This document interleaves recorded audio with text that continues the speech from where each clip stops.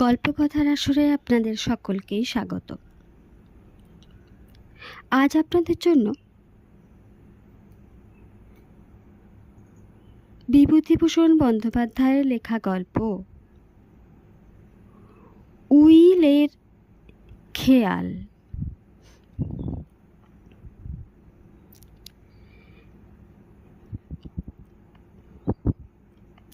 দেশ থেকে রবিবারে ফিরছিলাম কলকাতায়। সন্ধ্যার আর বেশি দেরি নেই। একটু আগে থেকেই প্ল্যাটফর্মে আলো জ্বেলেছে। শীতও খুব বেশি। এদিকে এমন একটা কামরায় উঠে বসেছি যেখানে দ্বিতীয় ব্যক্তি নেই যার সঙ্গে একটু গল্পগুজব করি। আবার যার তার সঙ্গে গল্প করেও আনন্দ হয় না। আমার দরের কোনো লোকের সঙ্গে গল্প করে কোনো সুখ পাই না, কারণ তারা যে কথা বলবে সে আমার জানা। তারা আমারই জগতের লোক, আমার মতোই লেখাপড়াও তাদের, আমারই মতো কেরানিগিরি কি স্কুল মাস্টারি করে, আমারই মতো শনিবারে বাড়ি এসে আবার রবিবারে কলকাতায় ফেরে। তারা নতুন খবর আমায় কিছুই দিতে পারবে না। সেই একঘেয়ে কলকাতার মাছের দর, এমসিসির খেলা, ইস্ট বেঙ্গল সোসাইটির দোকানে শীতবস্ত্রের দাম, চণ্ডীদাসকে সাবিত্রী ফিল্মের সমালোচনা, এসব শুনলে গা বমি বমি করে। বরং বেগুনের ব্যাপারী কি কন্যাদায়গ্রস্ত পাড়াগে ভদ্রলোক কি দোকানদার, এদের ঠিকমতো বেছে নিতে পারলে কথা বলে আনন্দ পাওয়া যায়, কিন্তু বেছে নেওয়া বড় কঠিন। কন্যাদায়গ্রস্ত ভদ্রলোক ভেবে যার কাছে গিয়েছি অনেক সময় দেখেছি তিনি ইন্স্যুরেন্সের দালাল। একা বসে বিড়ি খেতে খেতে প্ল্যাটফর্মের দিকে চেয়ে আছি। এমন সময় দেখি আমার বাল্য বন্ধু শান্তিরাম হাতে একটা ভারী বোঁচকা ঝুলিয়ে কোন গাড়িতে উঠবে ব্যস্তভাবে খুঁজে বেড়াচ্ছে। আমি ডাকতেই এই যে বলে এক গাল হেসে আমার কামরার সামনে এসে দাঁড়িয়ে বললে, বোঁচকাটা একটুখানি ধরো না ভাই, কাইন্ডলি। আমি তার বোঁচকাটা হাত বাড়িয়ে গাড়িতে তুলে নিলাম। পেছনে পেছনে শান্তিরামও হাঁপাতে হাঁপাতে উঠে আমার সামনের বেঞ্চিতে মুখোমুখি হয়ে বসল। খানিকটা ঠান্ডা হয়ে আমার দিকে হাত বাড়িয়ে বললে, বিড়ি আছে? কিনতে ভুলে গেলাম তাড়াতাড়িতে। আর ক মিনিট আছে? 6:45 না রেলওয়ের? আমি ছুটছি সেই বাজার থেকে, আর ওই ভারী বোঁচকা, প্রাণ একেবারে বেরিয়ে গিয়েছে। কলকাতায় বাসা করা গিয়েছে ভাই। শনিবারে শনিবারে বাড়ি আসি।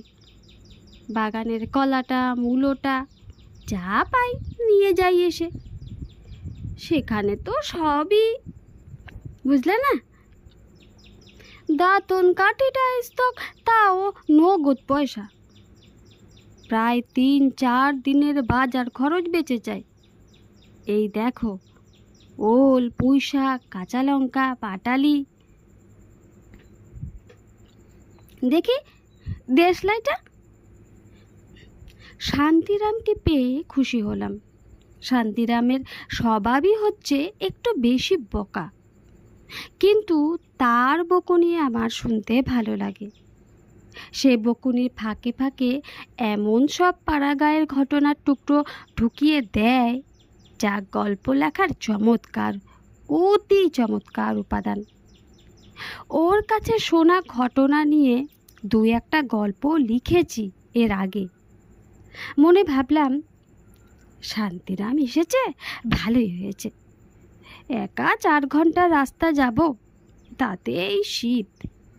তাছাড়া এই শীতে ওর মুখের গল্প জমবেও ভালো।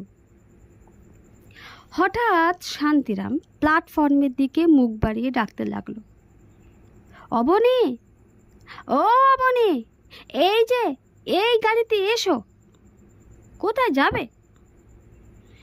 গুটি ৩-৪ ছেলে মেয়েও ও ২৫-২৬ বছরের স্বাস্থ্যবতী ও সুশ্রী একটি পাড়া গাঁয়ের বউ আগে আগে, পিছনে একটি ফর্সা একহারা চেহারার লোক, সবার পেছনে বাক্স প্যাটরা, মাথায় জন ২ কুলি। লোকটি আমাদের কামরার কাছে এসে দাঁড়িয়ে হেসে বললে, এই যে দাদা, কলকাতায় ফিরছেন আজই? আমি একবার এদের নিয়ে যাচ্ছি ৫ ঘোড়া ঠাকুরের থানে। মশলন্দপুর স্টেশনে নেমে যেতে হবে, বাস পাওয়া যায়। দলটি আমাদের গাড়ির পাশ দিয়ে এগিয়ে খালি একটা ইন্টার ক্লাস কামরায় উঠল। শান্তিরাম চেয়ে চেয়ে দেখে বললে, তাই অবনী এখানে এলো না? ইন্টার ক্লাসের টিকিট কিনা? আঙ্গুল ফুলে কলা গাছ একেই বলে। ওই অবনীদের খাওয়া জুটত না, আজ দল বেঁধে ইন্টার ক্লাসে চেপে বেড়াতে যাচ্ছে। ভগবান যখন যাকে দেন। আমাদের বোঝকা বওয়াই সার। গাড়ি ছাড়ল। সন্ধ্যার পাতলা অন্ধকারে পাম্পিং ইঞ্জিনের শেড, কেবিন ঘর, ধুমাকীর্ণ কুলি লাইন শর্ট শর্ট করে দুপাশ কেটে বেরিয়ে চলেছে। সামনে সিগন্যালের সবুজ বাতি, তারপর দুপাশে আখের ক্ষেত, মাঠ, বাবলা বন। শান্তিরামের গলার সুর শুনে বুঝলাম সে গল্প বলার মেজাজেই আছে। ভালো করে আলো আর গায়ে দিয়ে বসলাম, উৎসুক মুখে ওর দিকে চেয়ে রইলাম। শান্তিরাম বললে, অবনীকে এর আগে কখনো দেখনি? নিশ্চয় দেখেছ, ছেলেবেলায়। ও আমাদের নিচের ক্লাসে পড়তো আর বেশ ভালো ফুটবল খেলতো, মনে নেই? ওর বাবা কোর্টে নকল নিবেশি করতেন। সংসারের অভাব অনটন টানাটানি বেড়েই চলছিল। সেই অবস্থায় অবনীর বিয়ে দিয়ে বউ ঘরে আনলেন। বললেন, কবে মরে যাব, ছেলের বউয়ের মুখ দেখে যাই। বাঁচলেনও না বেশি দিন। এক পাল পুষি আর এক রাশ দেনা ছেলের ঘাড়ে চাপিয়ে দিয়ে সংসার থেকে বিদায় নিলেন। তারপর কি কষ্টটাই গিয়েছে ওদের। অবনী পাশ করতে পারলে না, চাকরিও কিছু জুটল না। হরিণখালের বিলের এক অংশ ওদের ছিল অনেক কাল আগে থেকে, শোলা হতো সেখানে। সেই বিলের ইজারা দিয়ে যে কটা টাকা পেত তাই ছিল ভরসা। ওদের গায়ে চৌধুরী পাড়ায় নিধিরাম চৌধুরী বলে একজন লোক ছিল। গায়ে তাকে সবাই ডাকতো নিশু চৌধুরী। নিশু চৌধুরীর কোনো কুলে কেউ ছিল না। বিয়ে করেছিল দুবার। ছেলেপুলো হয়েছিল, কিন্তু টেকেনি। ওর বাবা সেকালে নিমকির দারোগা ছিল, বেশ 2 পয়সা কামিয়ে বিষয় সম্পত্তি করে গিয়েছিল। তা সালিয়ানা প্রায় ১,০০০-১,২০০ টাকা আয়ের জমা। আম কাঁঠালের বাগান, বাড়িতে 3টে গোলা, এক একটা গোলায় 1.5 পাট 2 পাট করে ধান ধরে। 2টো পুকুর, তেজারতি কারবার। নিশু চৌধুরী ইদানিং তেজারতি কারবার গুটিয়ে ফেলে জেলার কোন লোন অফিসে নগদ টাকা রেখে দিত। সেই নিশু চৌধুরীর বয়স হলো, ক্রমে শরীর অপটু হয়ে পড়তে লাগলো। সংসারে মুখে জলটি দেবার একজন লোক নেই। আবার পাড়া গায়ের ব্যাপার, জানো তো, পয়সা নিয়ে বাড়িতে কাউকে খেতে দেওয়া এ রেওয়াজ নেই। তাতে সমাজে নিন্দে হয়, সে কেউ করবে না। নিশু চৌধুরী এমন একবার অসুখে পড়ে দিন কত বড় কষ্ট পেলে। এসব দিকের পাড়া গায়ে জানো তো ভায়া, না পাওয়া যায় রাঁধুনি বামুন, না পাওয়া যায় চাকর, পয়সা দিলেও মেলানো যায় না। দিন 10-12 ভুগবার পর উঠে একটু সুস্থ হয়ে একদিন নিশু চৌধুরী অবনীকে বাড়িতে ডাকলে, বললে, বাবা অবনী, আমার কেউ নেই এখন, তোমরা 5 জন ভরসা। তা তোমার বাবা আমায় ছোট ভাইয়ের মতো দেখতেন। তোমাদের পাড়ায় তখন যাতায়াত ছিল খুব। তারপর এখন শরীরও হয়ে পড়েছে অপটু। তোমাদের যে গিয়ে একবার খোঁজ খবর করব, তাও আর পারি নে। তা আমি বলছি কি, আমার যা আছে সব লেখাপড়া করে দিচ্ছি তোমাদের, নাও, নিয়ে আমাকে তোমাদের সংসারে জায়গা দাও। তুমি আমার দিনু দাদার ছেলে, আমার নিজের ছেলেরই মতো। তোমাকে আর বেশি কি বলবো বাবা। অবনী আশ্চর্য হয়ে গেল। নিশু চৌধুরীর নগদ টাকা কত আছে কেউ অবশ্যই জানে না, কিন্তু বিষয় সম্পত্তির আয়, ধান, এসব যা আছে, হে গায়ে এক রায়দের ছাড়া আর কারও নেই। সমস্ত সম্পত্তি লিখে দিতে চায় নিশু চৌধুরী তার নামে। অবনীর মুখ দিয়ে তো কথা বেরোলো না খানিকক্ষণ। তারপর বললে, আচ্ছা কাকা, বাড়িতে একবার পরামর্শ করে এসে কাল বলবো। নিশু চৌধুরী বললে, বেশ বেশ বাবা, কিন্তু এসব কথা এখন যেন গোপন থাকে। পরদিন গিয়ে অবনী জানালে এই প্রস্তাবে তাদের কোনো আপত্তি নেই। নিশু চৌধুরী বললে, বৌমা তাহলে রাজি হয়েছেন? দেখো, তাহলে আমার একটা স্বাদ আছে, সেটা বলি।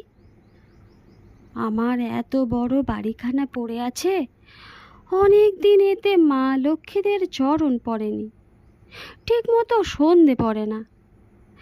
তোমাদেরও বাড়িটাও তো ছোট, ঘর দরে কুলোয় না, তাছাড়া পুরনো বটে। তোমরা আমার এখানে কেন এসো না? সব শুদ্ধ, তোমারই তো ঘর বাড়ি হবে। তোমাকেই সব দিয়ে যখন যাব, তখন এখন থেকে তোমার নিজের বাড়ি তোমরা না দেখলে নষ্ট হয়ে যাবে যে। এই প্রস্তাবেও অবনী রাজি হলো। একটা ভালো দিন দেখে সবাই এ বাড়িতে চলে এলো। অবনীর বউ নিশু চৌধুরী বাড়ি কখনো দেখেনি, কারণ সে ও পাড়ার বউ, এ পাড়ায় আসবার তেমন দরকার হয়নি কখনো। ঘর বাড়ি দেখে বউ যেমন অবাক হয়ে গেল, তেমনি খুশিও হলো। নিশু চৌধুরীর বাবা রোজগারের প্রথম অবস্থায় শখ করে বাড়ি উঠিয়েছিলেন। তখনকার দিনে সস্তা গন্ডার বাজার ছিল, দেখে অবাক হওয়ার মতো বাড়ি করেছিলেন বটে। পাড়াগাঁয়ের পক্ষেও বেশি, কলকাতার কথা ছেড়ে দাও, মস্ত দোতলা বাড়ি ওদের, নিচে বড় 7-8খানা ঘর, বারান্দা, প্রকাণ্ড ছাদ, শান বাঁধানো উঠোন, ভেতরের বাড়িতে পাকা রান্নাঘর, দাঁড়া, বাইরে প্রকাণ্ড বৈঠকখানা, বাড়ির পেছনে বাগান, ছোট একটা পুকুর, বাঁধানো ঘাট। পাড়া গায়ে সম্পূর্ণ গৃহস্থ বাড়ি যেমন হয়ে থাকে। ওরা বাড়িতে উঠে এসে জাঁকিয়ে সত্যনারায়ণের পুজো দিলে, লোকজন খাওয়ালে, লক্ষ্মী পুজো করলে।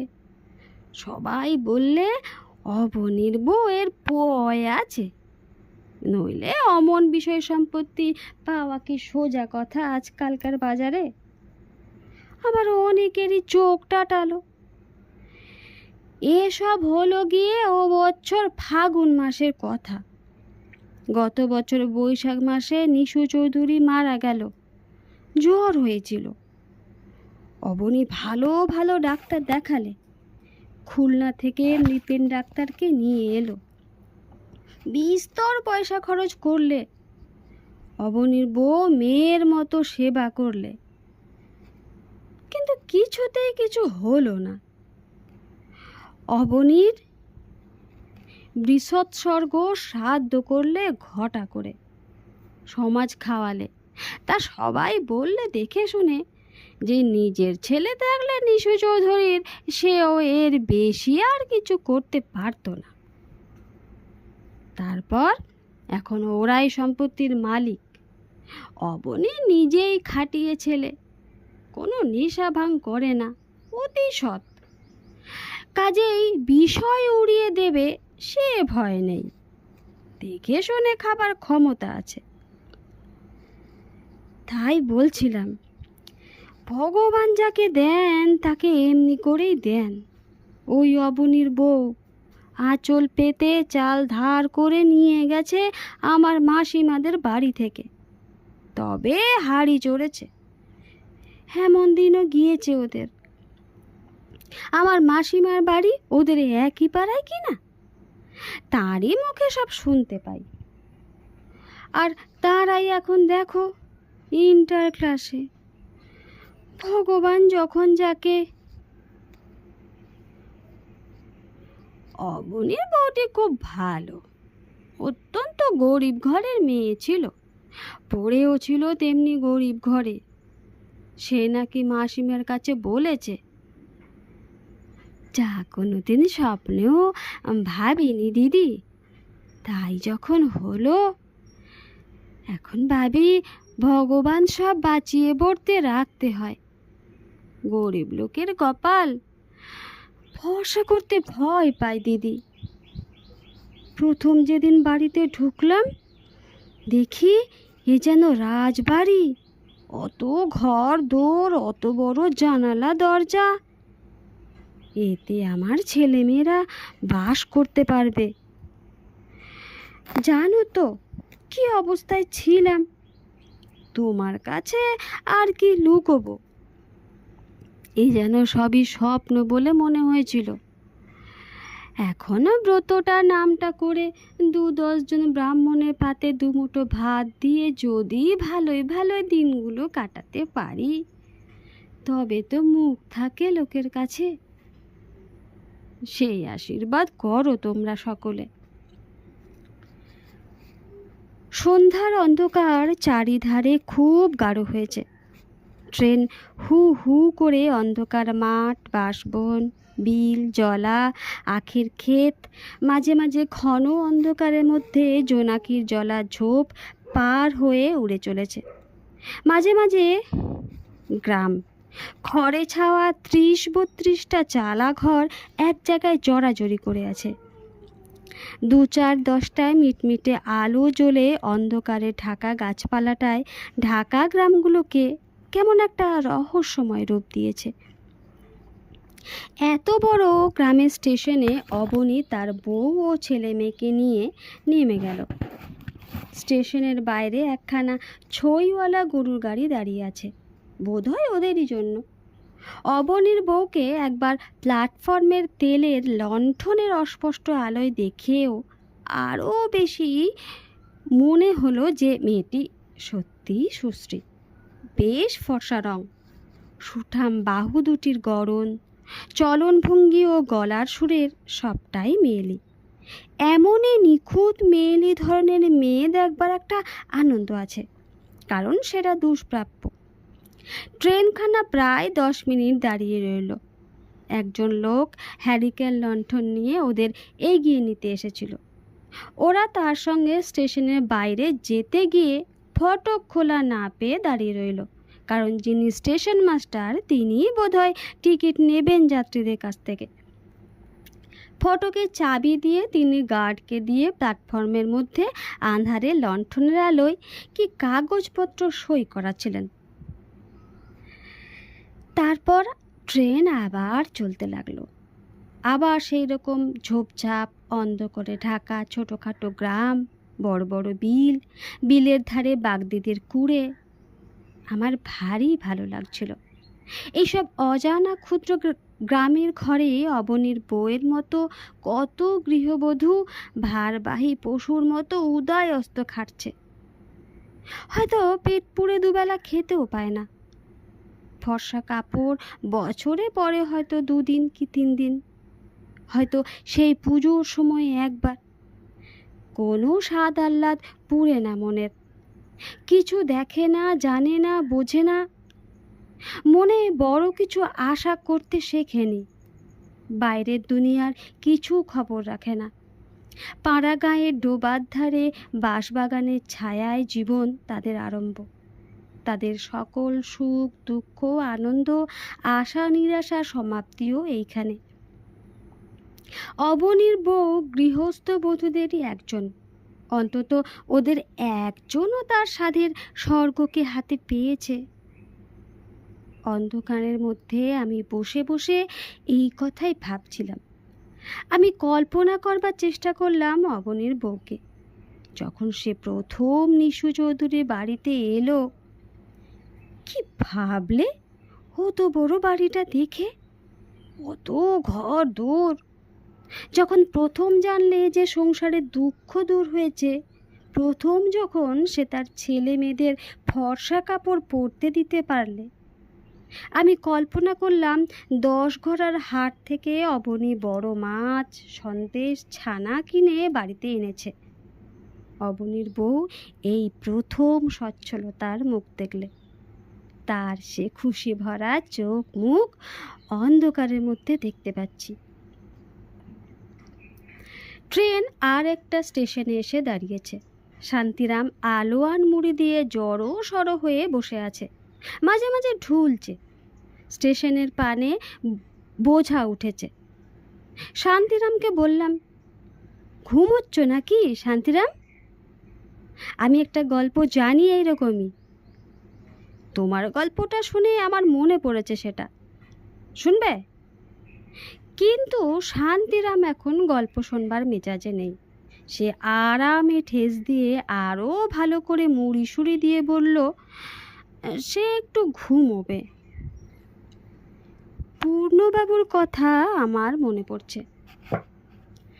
শান্তিরামের গল্পটা শোনবার পর এখন পূর্ণবাবু আমিন ছিল। পাটনায় আমরা একসঙ্গে কাজ করেছি। পূর্ণবাবুর বয়স তখন ছিল 50 কি 52 বছর। লম্বা রোগা চেহারা, বেজায় আফিম খেত, দাঁত প্রায় সব পড়ে গিয়েছিল, মাথার চুল সাদা, নাক বেশ টিকালো। অমন সুন্দর নাক কিন্তু আমি কম দেখেছি। রং না ফর্সা না কালো। পূর্ণবাবু কম মাইনে পেত। এখানে কোনো রকমে চালিয়ে বাড়িতে তার কিছু টাকা না পাঠালেই চলবে না। কাজেই তার পরনে ভালো জামা কাপড় একদিনও দেখিনি। পূর্ণবাবু নিজে রেঁধে খেত। একদিন তার খাবার সময় হঠাৎ গিয়ে পড়েছি।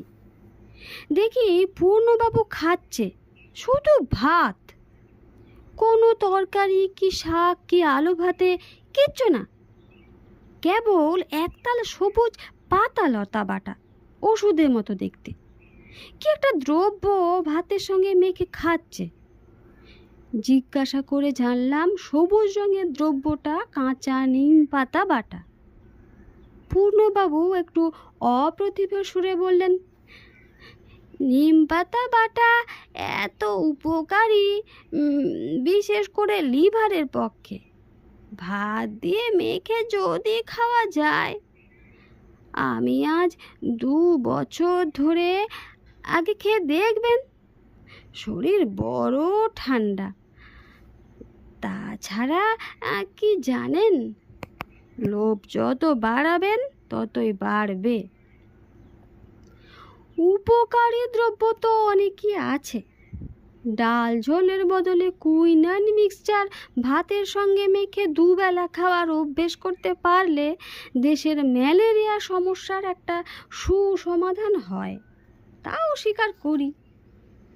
কিন্তু জীবনে বড় বড় উপদেশগুলো চিরকাল লঙ্ঘন করে চলে এসে আজ নীতি ও স্বাস্থ্য পালন সম্বন্ধে এত বড় একটা সজীব আদর্শ চোখের সামনে পেয়ে খানিকক্ষণের জন্য নির্বাক হয়ে গেলাম।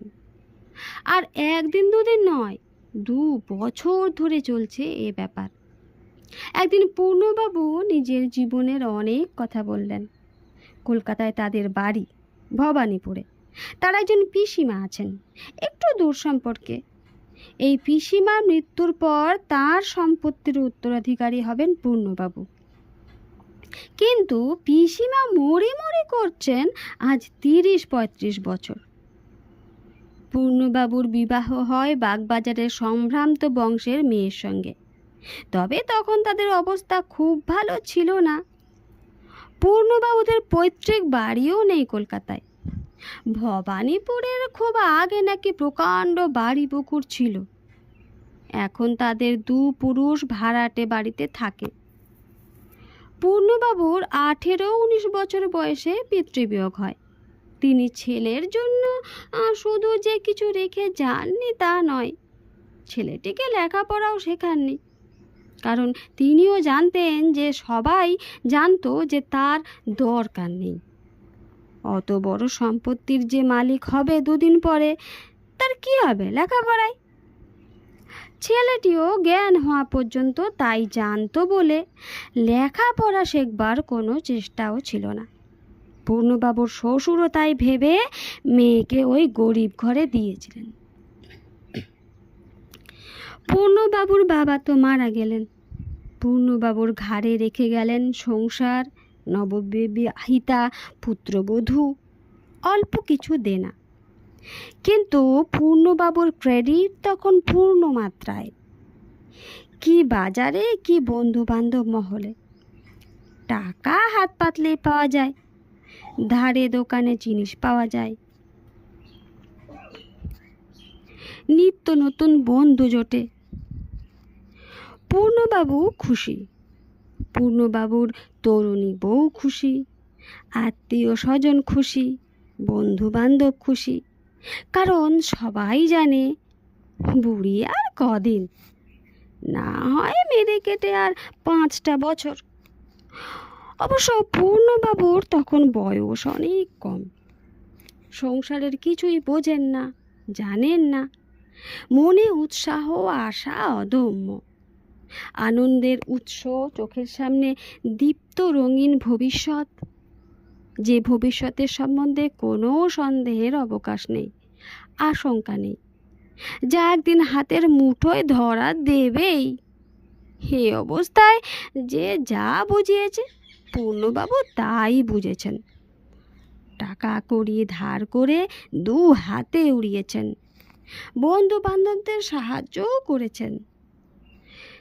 ধারে যতদিন এবং যতটা নবাবি করা চলে বাকি রাখেননি। কিন্তু ক্রমে বছর যেতে লাগলো। 2-3 বছর পরে আর ধার মেলে না। সকলেই হাত গুটিয়ে ফেললে। পাওনাদারের যাতায়াত শুরু হলো। এই জন্য আরও বিশেষ করে পূর্ণবাবু বাজারে ক্রেডিট হারিয়ে ফেললেন। সবাই দেখলে পূর্ণবাবুর পিসিমা ওদের আদৌ বাড়িতে ডাকেন না, পূর্ণবাবুকেও না, পূর্ণবাবুর বউ ছেলে মেয়ে কাউকে না। পিসিমার কাছে খাতির পেলে বাজারেও পূর্ণবাবুর খাতির থাকতো। অনেকে বলতে লাগলো পূর্ণবাবুর পিসিমা ওদের দেখতে পারে না, সমস্ত সম্পত্তি হয়তো দেবত্তর করে দিয়ে যাবে, একটি পয়সাও দেবে না ওদের। পূর্ণবাবুর পিসিমার বিশ্বাস যে এরা তাকে বিষ খাইয়ে মারবে, যত বয়স হচ্ছে এ বিশ্বাস আরও দিন দিন বাড়ছে।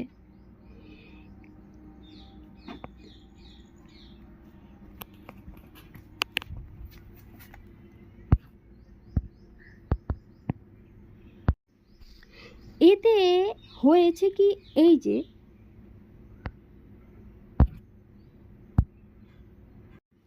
পূর্ণবাবুর ছেলে মেয়ের পিসিমা ত্রিসীমানায় ঘেঁষে জো নেই।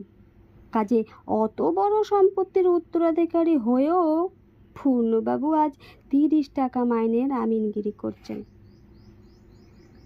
আমি পূর্ণবাবুর এ গল্প বিশ্বাস করিনি, কিন্তু সেটেলমেন্ট ক্যাম্পে আমরা একসঙ্গে 1.5 বছরের উপরে ছিলাম। এই 1.5 বছরে প্রায় প্রতিদিনই সন্ধ্যায় কি রাত্রে একসঙ্গে বসবার সুযোগ হলেই পূর্ণবাবু আমায় তার পিসিমার সম্পত্তির গল্প করতেন। কখন কোনটা হয়তো বলে ফেলেছেন 6 মাস আগে, তার মনে থাকার কথা নয়।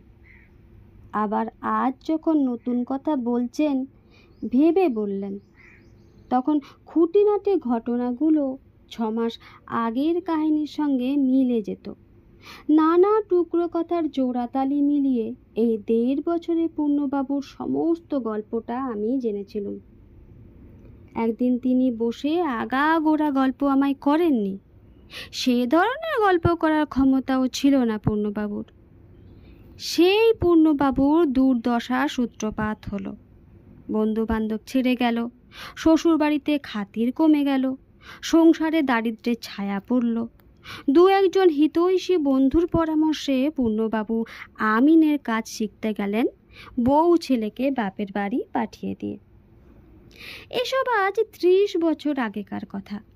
সেই 30 বছরের পূর্ণবাবু আমোদপ্রিয়, শৌখিন চিত্ত, অপরিমাণদর্শী যুবক থেকে কন্যাদায়গ্রস্ত, রোগজীর্ণ, অকালবৃদ্ধ, দারিদ্র ভারে কুজো দেহ 30 টাকা মাইনের হামিনে পরিণত হয়েছেন। এখন আর মনে তেজ নেই, শরীরে বল নেই, খেলে হজম করতে পারেন না, চুল অধিকাংশই পেকে গিয়েছে, কষের অনেকগুলো দাঁত পড়ে গেলেও পয়সার অভাবে বাঁধাতে পারেন না।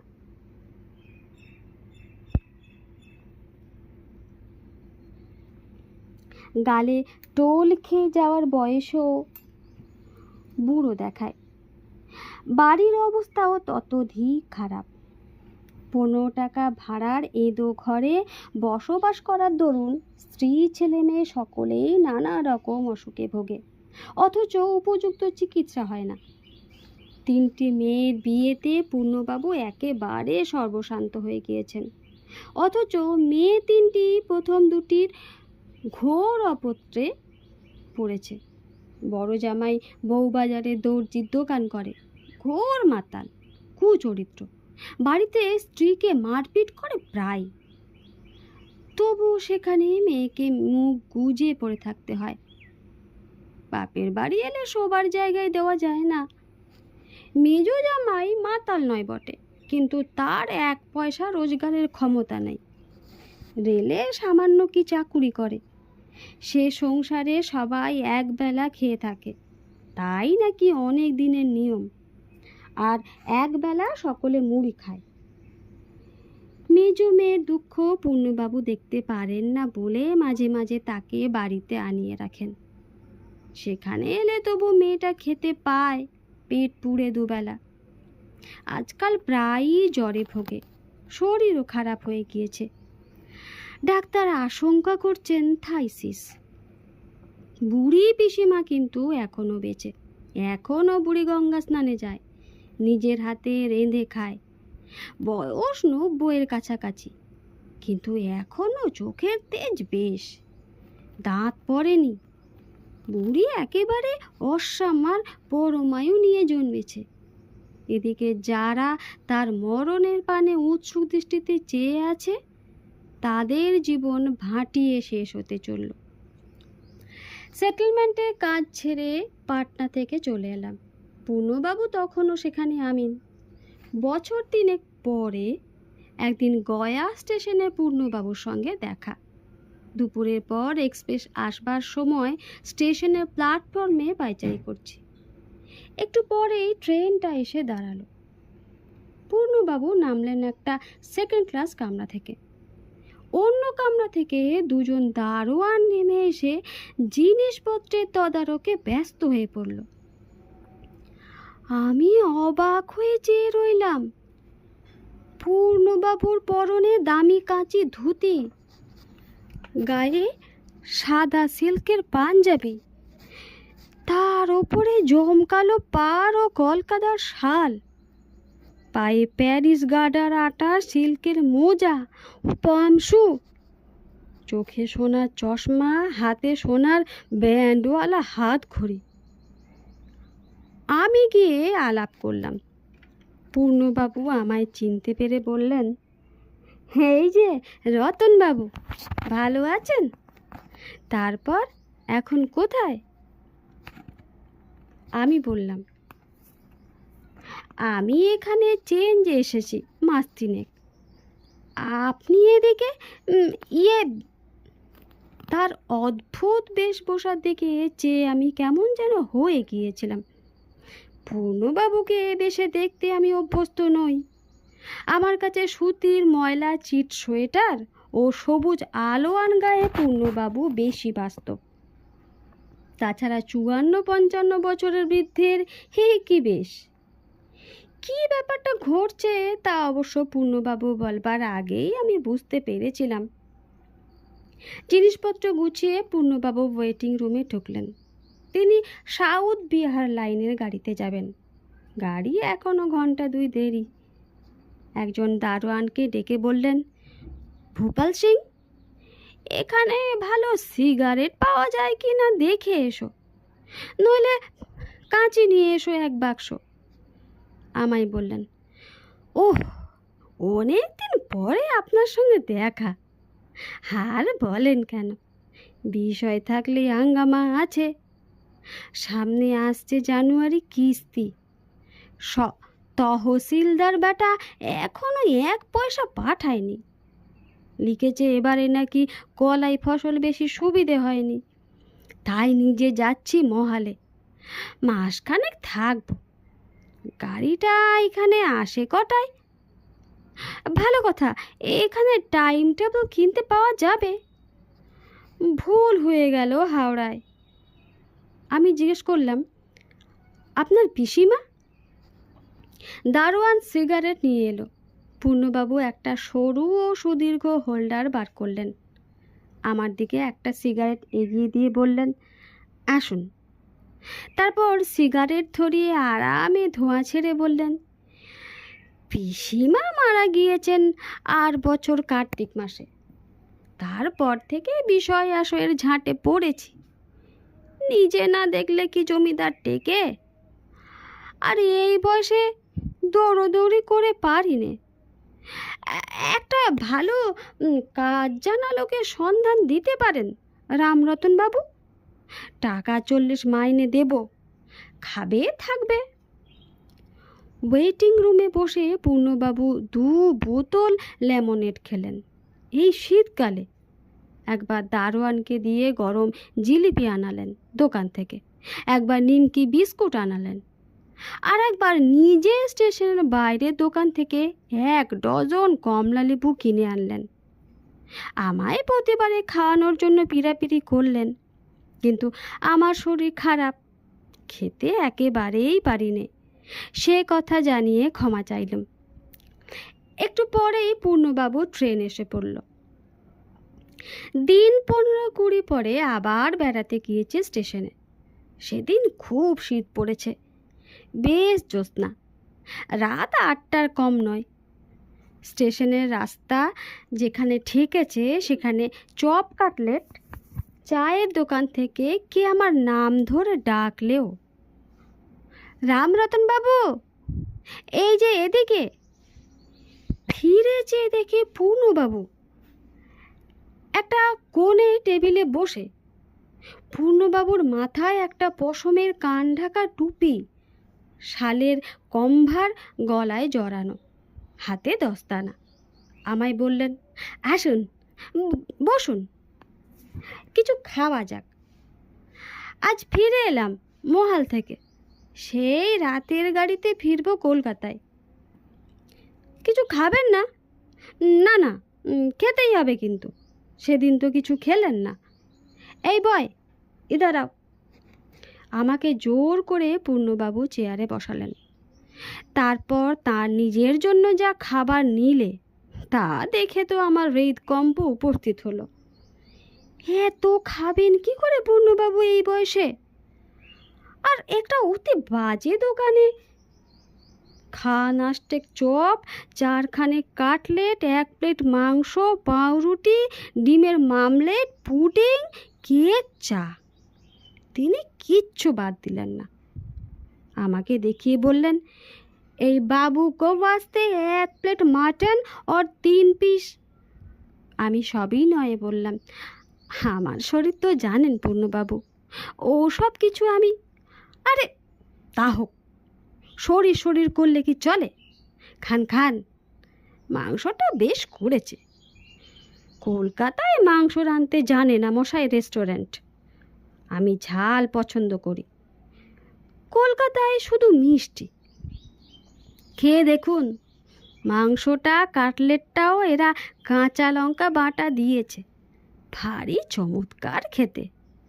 এই বয়, আর 2টো কাটলেট।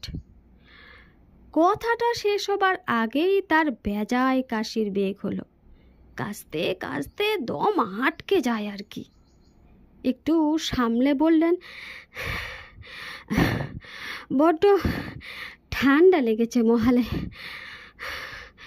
সেই জন্য বেশ একটু গরম চা চপ খেয়ে দেখবেন, ভারী চমৎকার চপ করেছে। এই বয়, আমি কথাটা মুখ ফুটে বললাম, পূর্ণবাবু, আপনার শরীরে এসব খাওয়া উচিত নয়, আর এ ধরনের দোকান তো খুব ভালো নয়। চা বরং 1 কাপ খান, কিন্তু এত এগুলো খেলে।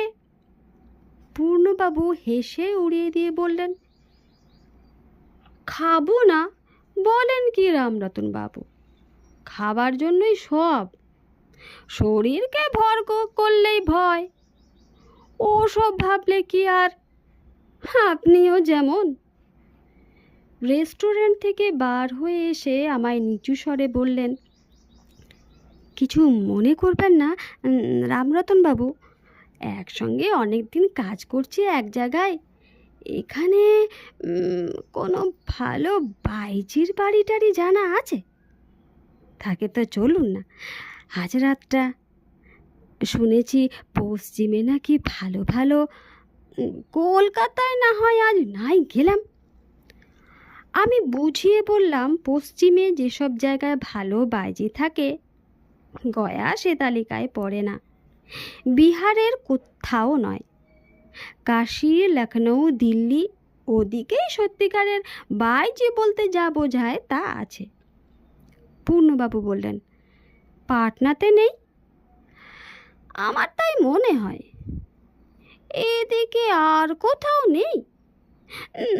না হয় এমনি আর কোথাও? কোথাও কিছু নেই, আমি ঠিক জানি।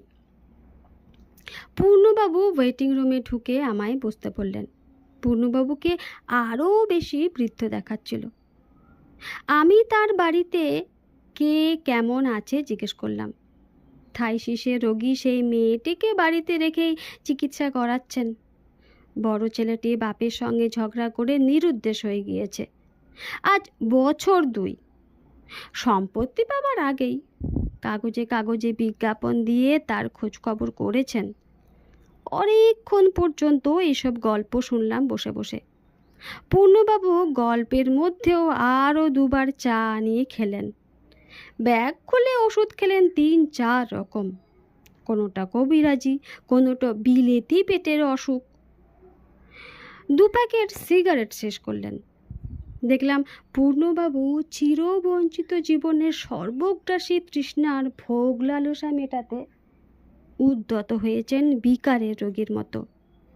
চারিধারে ঘনায়মান মৃত্যু ছায়ার মধ্যে স্বল্পতৈল জীবনদ্বীপের আলো যত সংকীর্ণ থেকে সংকীর্ণ জ্যোতিবৃত্তের সৃষ্টি করছে, উনি ততই উন্মাদ আগ্রহে যেখানে যা পাবার আছে পেতে চান, যা নেবার আছে নিতে চান। জীবনে ওর যখন সুবৃষ্টি এলো, জল না পেয়ে তখন তা আধমরা, সেই এলো, কিন্তু এত দেরি করে ফেললে। আমায় বললেন, একটু কিছু বাড়াবাড়ি হলেই ওষুধ খেয়ে রাখি, আর হজম করতে পারি না এখন। আমাদের পাড়ায় আছে গদাধর কবরেজ, খুব ভালো চিকিৎসা করে, 1 হপ্তার ওষুধ দেয় 2 টাকা। তারই কাছে ভাবছি